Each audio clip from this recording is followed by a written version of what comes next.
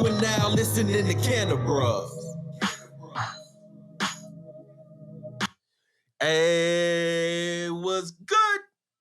What's good? What's good? What's good? What's bad? Hell, what's going on, man? We just want to hear about what's going on with life, man. You tap back in with the Cannabruhz on the Cannabruhz podcast. Of course, I am one half of the Cannabruhz, and my name is Jarrell, or you can find me on IG at _ just call me Rel.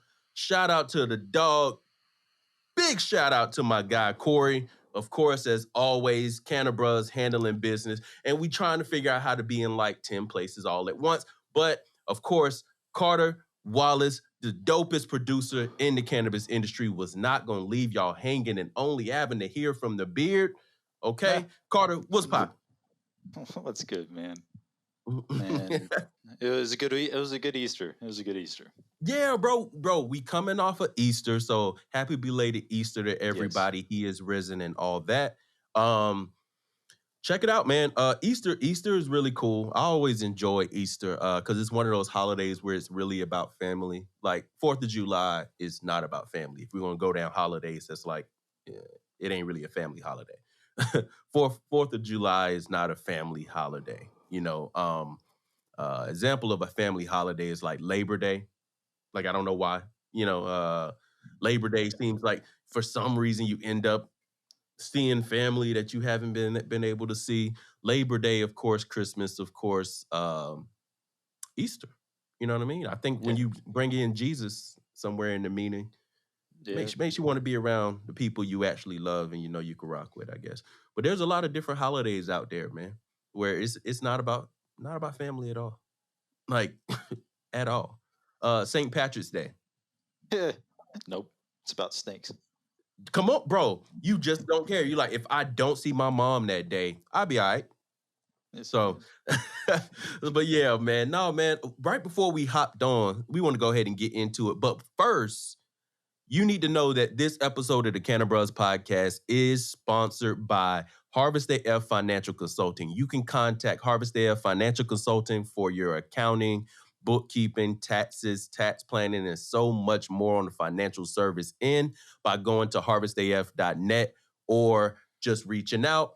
And you can reach out directly if you have some inquiries that you need answered right now just by hitting us up at admin, ADMIN, short for administrative, admin at harvestaf.com. So we just want to make sure we can supply everybody with the necessary tools, services, and strategies that will save you money, save you headaches, and save you from laying off a bunch of your people because you're up to your neck in taxes and you're paying too much on that. So make sure you hit up harvestaf.net. We're about keeping your cannabis business and some of your non-cannabis businesses actually active and growing. So shout out to y'all. We wish you best of luck, and all you got to do is hit up harvestaf.net. Let's get back to it. Yo, so right before we got on, bro, we were just talking, man. We got a lot of little different stuff going on. We steering this ship. I think that, Carter, is that a good way to say what we're doing right now? We're steering. We're steering the ship. So we steering the ship right now, and we got go to the left, boom, make mentality. And then you go this way, and then there's harvest, and then you got, oh snap, Cannabruhz experience. We still got to finish season 1, and then you like hit this way just slightly, and then you got the Cannabruhz podcast, and we got a lot of other stuff that we are doing in the meantime. So don't ever think that we out here sleeping. But I wanted to go ahead and bring back the conversation we were having before we smashed the subscribe button. Y'all can smash the subscribe button right now. Go right now. Do it. Carter's gonna get you if you don't do it. Do it. No, just kidding. It was before we hit the record button, bro. We were talking about really our next play being to get connected to the local dispensaries, the local smoke shops, and we're finding some unique ways to do it. So let's keep the conversation going, man. Let's go ahead and and continue this. You want to continue this conversation? Yeah, the conversation we were having about the you say you went to someplace wellness. They can't. So a dispensary out in Dallas can't promote 420 on their website Yep. because of obvious reasons. Mm-hmm. Hence, where we could come in and Okay. promote it for them. Boom. So let's talk about it. So first of all, we know that marketing in the cannabis industry is extremely it's tough, right? Especially talking about the when you're in a state like Texas, like we're in, where it's not enough flexibility yet. We're trying to move county by county to decriminalize the plant, and we're trying to figure that piece out. Legislation is going to move a little bit slow because economically Texas doesn't need it. But I'm sure if you're from Texas and you're listening to this, then you already know. We're just telling you, we're preaching to the choir here. But how do you think we can actually get involved and help these dope ass brands market?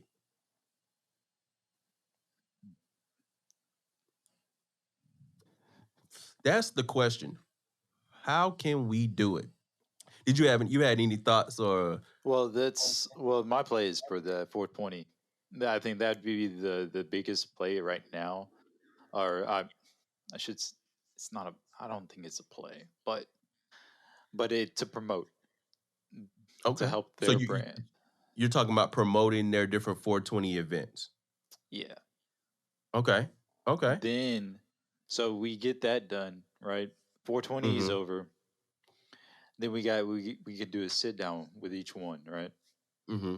Then we can build that rapport and see what really That what's would be Yeah, no, that would be dope. And then maybe we can, have them Cannabruhz type conversations. Tell us about how was the business impacted by 420? Like, what are we talking about? How much more do you make? And then also, inquiring minds want to know, how much do you hike up prices? Like, right before 420, like for real. So we'll see if we can get some dope cannabis brands out there that's in the DFW area. We're near Dallas, so brands right now, y'all should reach out to us at thecannabruhz@gmail.com. We're going to have to take this little clip right here and throw it up on IG. You can also DM us at the Cannabruhz on IG everywhere, TikTok, on YouTube, on Instagram, on Facebook, whatever. Definitely reach out to us if you're in the DFW, Dallas, Fort Worth, Texas, and you are trying to collab or get the word out about your brand. We're trying to be the brand for your brand. So reach out to us and we'll be sure to get you on the list. We're going to come up with something creative. I'm thinking what we can do is do a couple lives. Let's do some guest spots, show up maybe after hours or whatever, whenever we can, right? Let's schedule that out. Let's show up. And we can post. They probably already have some stuff they're putting up on their pages. That stuff they can send. So as soon as we say, hey, this is the list of brands that we're going to build up, right, and help shine the light on in April here, going into May, because, summer's coming up too. So it's a good time to get your cannabis brand popping. We can create that list. The list will be there. And then we can first start putting stuff up on our pages so that whatever reach we have can be extended to them, because we have a lot of reach outside of the state. And so that's dope. But we also have a lot of in-state support as well, and in the city and stuff like that. So, who knows? So I think we can put that word out there, throw that bat symbol up. It's just going to look like this. That's all. Right. So throw that Cannabruhz logo up in the sky, and let's see how high we can get your brand. Pun intended. Yeah. So I'm thinking we could do that. And then from there, I say we go, and I'm really giving y'all some game. If you're a media company, get your pencil out. But I think that we can promote them, with a story post on IG or on whatever social media that they reached out on. Let's try to figure that part out. We promote them on their social media, on our social media, promote their social media and their events that's going around 420. The next thing we could do is then pick a select few in which we can actually go out and do like some live or pre-recorded podcasts towards the end of the month. You know what I'm saying? Like, because you said you wanted to talk to them kind of after. I think that would be something dope so that they can see how they can transition off of a major cannabis holiday like 420 into the next season. You know what I'm saying? And so we can kind of talk to them about the things that can help propel them forward, try to figure out where they are. And once again, that will be posted on our platforms as well. That's my thought. Oh yeah, yeah. Doing a podcast at their dispensary, similar to what we're trying to do with certain other Yeah, brands I that got we're. you. So yeah, Yep. Yeah. So we, to be honest, even those others where we just started putting them on the list and stuff like that, they just part of this list. yeah. You get what I'm saying? So now we just lump everybody else in and we shine that light, man. We ain't no haters, bro. The biggest thing that we talk about is, man, we want to be big enough for y'all to understand that we're here to help. Right. So it's like we gotta brand ourselves. We gotta, wear our own clothes. We gotta let y'all know that your community is right here with the Cannabruhz Media. It's right here. We're trying to scream that loud enough through all of our different outlets and business and all that kind of stuff, just so y'all can actually get the help. The Cannabruhz, stemming from harvest, is always been about helping the people. So if you know you need some help, we're not the type to not respond and not consider what's going out. No, we are about to collab. No, we want this year and the next year and the next year to be about collabing. So don't be scared. Go on and hit us up. But yeah, man. That's the only reason why I accepted the job offer in the first place. Come on now. So. Boom. Boom. Just saying. Just saying. You know what I'm saying? So look, we still building out the team too, Carter. So, we don't even talk about that a lot with the people. We say we'll just announce the openings and stuff when we're ready and scheduled for it. But we need a social. If anybody knows a social, we need a social. We need a social media manager, bro. We definitely have taken a swipe at it once or twice or 3 or 4 times, but we need a social media manager. If you're listening to this, whether you heard us on social media and you want to throw your hat in the ring, or of a super dope, talented social media manager, somebody that could really nurture a brand into the e-spaces. You know what I'm saying? That's really what we're looking for, because we got a lot to handle, but easily more than enough to post. So hit us up again, the Cannabruhz@gmail.com, if you want to send a resume or schedule a meeting immediately, or just DM us, man. Let's get the conversation started, man. Community, that's what we're about, man. And when Carter, we heard what Carter said. Carter said, if we weren't about what we're about, then he wouldn't have gotten involved at all. So, man, y'all come on and be the next Carter for the Cannabruhz, man. We'll appreciate it in your lane. All right? Let's go on and get on to these stories, man. I know y'all been waiting. It's hot. Okay. Yep. So Florida Supreme Court allows statewide ballot measure on recreational marijuana. Says the measure requires 60% of what? My bad. Yeah, I saw that. The measure requires 60% approval to pass in November, when Democrats hope to make electoral gains in a state where they have struggled for years. Yeah, I was thinking the same thing. I was like, dang, I know Florida's had their own battles when it comes to cannabis. So they're trying to get it on the ballots, man. You know what I mean? Like, they're trying to get it on the ballots. I know Florida a few years ago when we were there with the tour, with the Delta 8 CBD Expo tour, they were dealing with this same fight, but it was on the medical end. Medical went through in Florida. And so now I see they're doing it with recreational. Well, my assumption, I'm sitting here looking, and you can tell when you look at like their amendments that they're making, their proposed amendments and all that kind of stuff. Yeah. I could see that this is the same thing they went through for the medical side when they were trying to, push through medical marijuana. And it said it would permit medical marijuana treatment centers and other state licensed entities to acquire, cultivate, process, manufacture, sell, and distribute these products and accessories. So the measure, which many Republicans have been opposing, according to this article right here, including the state attorney general, will require the 60% approval from voters. But I mean, that's fair. That's normal. The 60% vote when it's issues that are more complicated.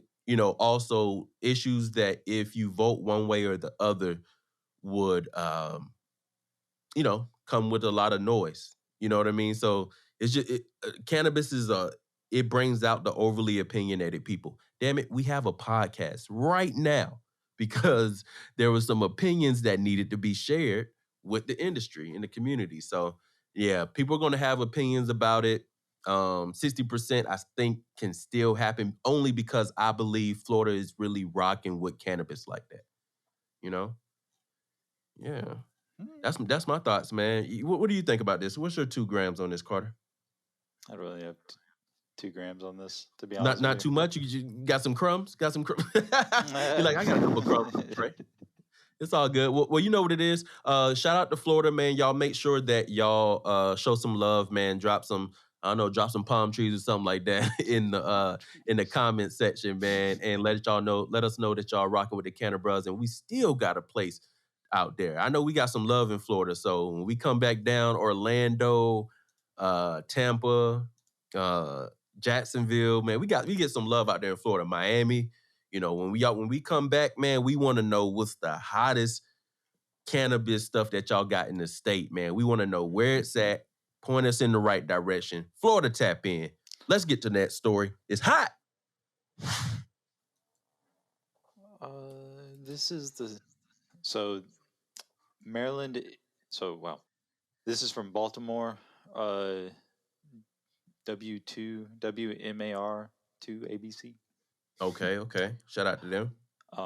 Maryland issues 174 social equity-based cannabis licenses. Okay. All right, Yeah, I ain't mad at it. I don't know how much they have in total. I'm like, okay, 174 are social equity applicants. But let's hear more about it. What, yeah. what else So did this say? the Maryland Cannabis Administration recently wrapped up its first in the nation social equity license lottery. It resulted in 174 applicants being selected across micro and standard grower, processor, and dispensary categories. The Mm-hmm. event was live streamed on the agency's website, and Everybody going live. to have been eligible for the lottery, an applicant first had to verify their social equity status. Mm-hmm. So, Yeah, and I wonder what that actually entails. The tricky part is a lot of people that they make the application process, difficult. You remember when we were in Tulsa, for the Cowboy Cup last year, we spoke with Deborah Lynn of Blue Sky Bank, and she was telling us, the issue a lot of times is the application process in itself is difficult. And I'm trying to like jog my memory, but a lot of weed. I'm trying to remember. We've covered Maryland before and kind of talking about their licensing and application process, because the issue is if it's difficult to get an application submitted. You dig what I'm saying? If it's difficult to get the application submitted in the first damn place, yeah. how many businesses are really missing out? But we applaud their efforts for the 174 applicants, social equity, dedicated to social equity licensing that they had it there in Maryland. So 2 years. let me see. Another exception was if the majority owner for 2 years attended a 4-year college in Maryland where at least 40% of the students qualified for Pell Grants. Below is a breakdown. Okay. Oh, yeah, because they were doing the lottery. I'm sorry. For the people that's just listening to us on the audio, we appreciate y'all, man. Make sure y'all smash that subscribe button and share it. But Yeah. I'm reading through the Carter got it pulled up here on the screen, so I'm just kind of reading through it. And they're doing this lottery. I guess so. To my understanding, Carter, am I reading this right? So from the 174, the lottery, those are the people that are going into the lottery. Is that correct? Yeah, I think so. Okay, so the 174 applicants that are whoever was just able to successfully complete the application and get it submitted, like I said, read between the lines, they are going into this lottery, and then again, that's going to be, Yeah. Yeah, you scrutinized and go gotta through its own process. You got 53% for Black or African American, and white is 24%. I guess these are these are the actual numbers. Yeah. Yeah. No, I understand that too. Of course, we talk about ways to lift up like the black and brown communities Mhm. with these different programs. It's just that at the same time being trying to understand legislation, not saying we know it perfectly, but we know a little something about it, and understanding the business aspect, understanding that there's always an economic like benefit or a loss that's taking place, a gain or a loss that's taking place when these political moves are made. I just am trying to figure out what's going on with Maryland. And if anybody is listening to this podcast, we thank you first of all. But if you're from Maryland, definitely tap in and let us know if you're in the industry, you have a business within the industry. What is it like going through this? I think we're just gonna have to tap in with Maryland ourselves. But if y'all are listening, definitely tap in, drop us a comment, or just shoot us a DM on socials. Yeah, Yes, but sir. shout out to Maryland, man. I do like the idea of the program. I don't know if I love the idea of the lottery. You know what I mean? Yeah. Um, I don't know. I don't know if I really like the idea of a lottery. You know, we talked to Antoine Mordican, the man out in Alabama. You know, that's one of our Mhm. fellow Cannabruhz from across state lines. And he shared his dope ass story, man. Y'all make sure y'all go back and check that out if you haven't already. Where Antoine from last month, yeah, last month, with through Yeah, our it was last month.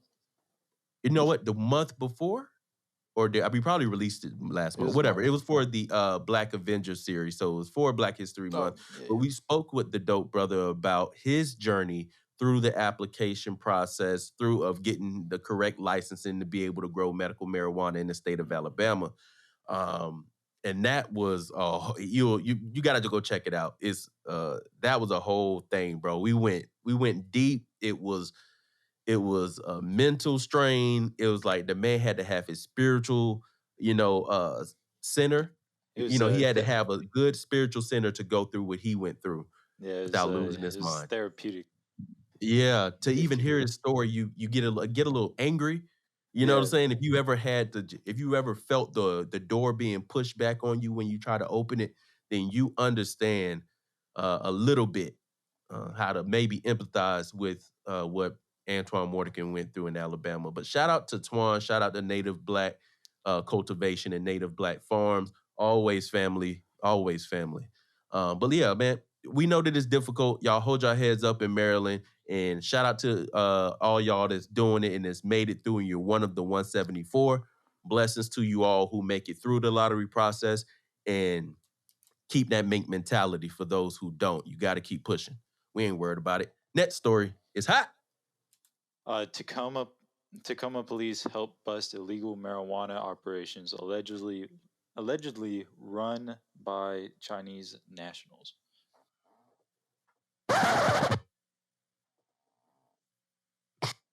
Wait a minute. Wait a minute. Wait. First of all, you're not gonna speed past that like you didn't just say what you just said. Yeah, man. Let's go on with this story, man. This is a headline if I've ever seen one, boy. This is a Yeah, headline. supposedly it's one of the biggest busts in recent history. How big are we Um, talking? I said what? How big are we talking? 3,000. It says so. Police said they seized 3,580 growing marijuana plants, 78 pounds of manufactured products, 12 Okay. vehicles, one Hey, handgun, and U.S. currency. all right, all right. Two out of 12 vehicles had to go. They was like, automatically, unless you show us, because we know you've been operating for a long time. These vehicles are brand new. That's weed money, baby. Dang, man, I'm seeing the potato sacks, bro. If you're not watching this, if listen to this, the audio version, you're not even seeing this, but bro, this is crazy. Says search warrants for multiple residences were obtained. 8 warrants were served at locations in King, Mason, Snobo, who knows how to pronounce that. But the Tacoma Police Department has not said how many people were arrested during this operation or if anyone was taken into custody.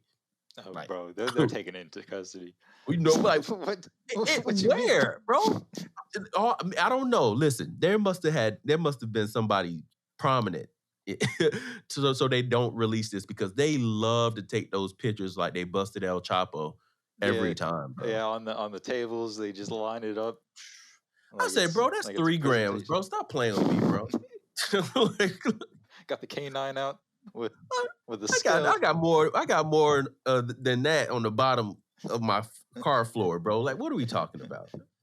What are we talking about? You ain't bust nobody, bro. Somebody left that. Yeah, man, this is kind of crazy, man. I'm looking at some of the pictures, man. They had their own little, man. They did the best that they could, man. But they definitely it was the cultivation version of trapping. So instead of normally the trap is more like a manufacture and retailing operation, this is a trap from a cultivation standpoint. So they really was hanging the plants upside down. They was doing their thing, making sure they had enough space. It was evenly spaced out from what I'm looking at, but it's on top of what would have been a bathroom sink. So hey, go ahead and do what you got to do, man. You know, this looks like a 1970s picture. Nah, that should look old as hell. Damn. It's the Chinese government that's bagging them. Come on. Yeah, man. I'm like, who is coming through with the propaganda? You know, talking about. I wonder, Chinese nationals. Bro, Like, I see, but just out of nowhere, like if you ever wondered how America really does that, bro, pay attention. I'm like, I ain't read nothing yet. I know we only skimming through, but I haven't read anything yet that is pointing directly to China, to Chinese nationals. Now, maybe am I? I mean, maybe maybe that town that you couldn't pronounce it, Shoshmish. Maybe Snohomish. Snohomish.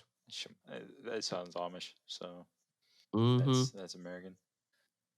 Well, they say it was the biggest, man, but so we heard about some stuff going on in Oklahoma, Smokelahoma, shout out.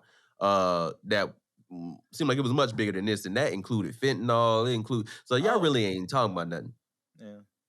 Yeah. No, this is just cannabis. Come on, man. Y'all tried to get us with the okie doke. We ain't falling for it. Next story, one that's actually hot. Oh, do we want to end it on a somber note? Let's do it. Let's do it, man. Let's go ahead and give them that raw truth. So this is Detroit from Detroit Free Press. John Sinclair, Detroit poet and cannabis activist and counterculture icon, has died at 82.